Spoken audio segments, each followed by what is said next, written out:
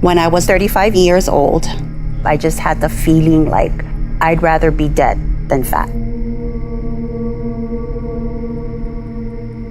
At 136 pounds, I thought that I was fat.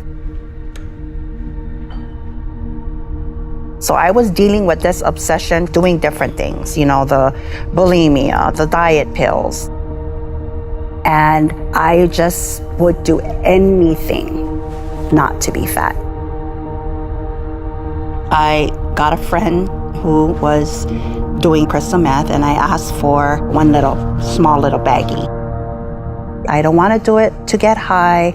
I just want to do it so that if I just take enough, it would suppress my appetite, and that's all I want. Just to lose 10 pounds so I could be in my 120s again.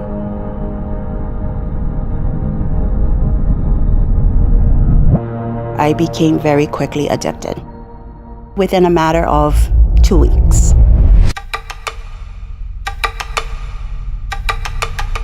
Ice addicts have a term, and they call it the chase. It's every minute of your waking day, you're chasing the drug. One night, I think my husband was just kind of fed up with everything.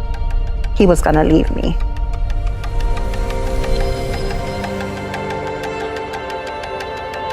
As the addiction progressed, I'd wake up and I'd say, am I gonna live or am I gonna die today? So I took about 20 muscle relaxers and I drank a whole bottle of tequila and ended up in the emergency room.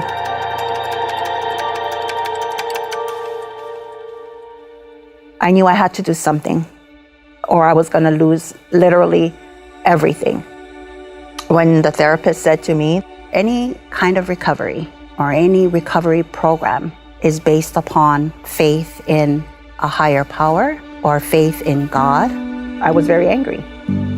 I was angry with God because of all the things that had happened to me as a child and all the things that I wanted him to fix, that he didn't fix.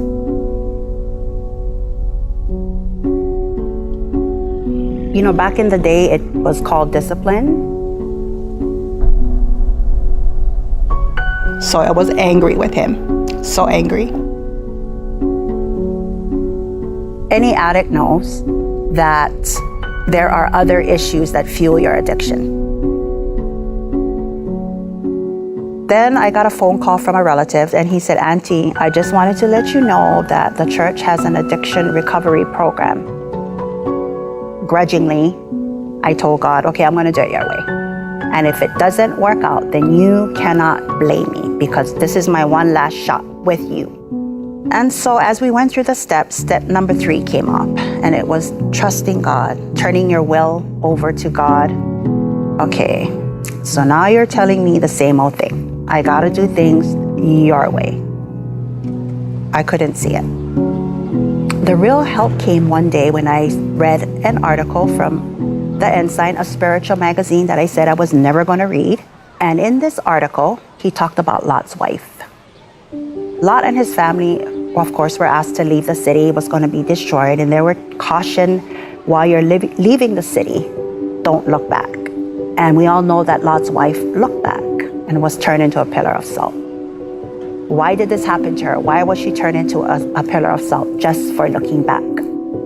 And he said, it wasn't so much that she was looking back, it was because she looked back with longing. That she looked back yearning for the things that she had left in Sodom and Gomorrah. Her heart was still there. When I read those words, I said, I am Lot's wife. I'm her, looking back and longing for things that are not there. Looking back for a life that if I stayed in it, I would be destroyed.